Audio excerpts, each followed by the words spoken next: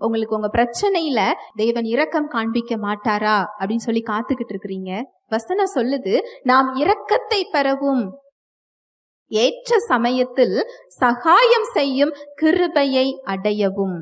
உங்களுக்கு உங்க பிரச்சனையில ஏற்ற சமயத்துல எந்த இடத்துல உங்களுக்கு தேவ தயவு தேவையோ, எந்த இடத்துல தேவனுடைய சுகம் தேவையோ, எந்த இடத்துல தேவனுடைய வல்லமை தேவையோ, அந்த இடத்துல அந்த கிருபையை பெற்றுக்கொள்ள நாம என்ன செய்யணுமா? தைரியமாய் கிருபாசன தண்டைக்கு போகணுமா?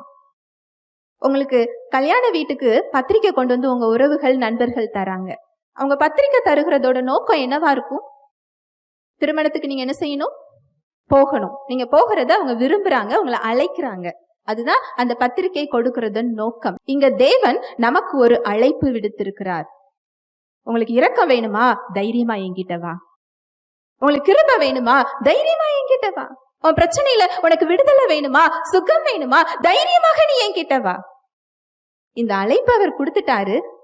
எத்தனை பேர் இந்த அழைப்பை ஏற்றுக்கொண்டு அவரிடத்துல செல்கிறோம்? அது இலவசமாக கொடுக்கப்பட்டிருக்கு. எல்லோருக்கும் அந்த அழைப்பை அவர் கொடுத்திருக்கிறார். எந்த சூழ்நிலையில இருந்தாலும் தைரியமாக என்னிடத்தில் வா. கிருபையை பெற்றுக்கொள்வதற்கு, இரக்கத்தை பெற்றுக்கொள்வதற்கு, சகாயத்தை பெற்றுக்கொள்வதற்கு என்கிட்ட எப்படி வா? தைரியமா வா. ஹல்லேலூயா. Praise the Lord.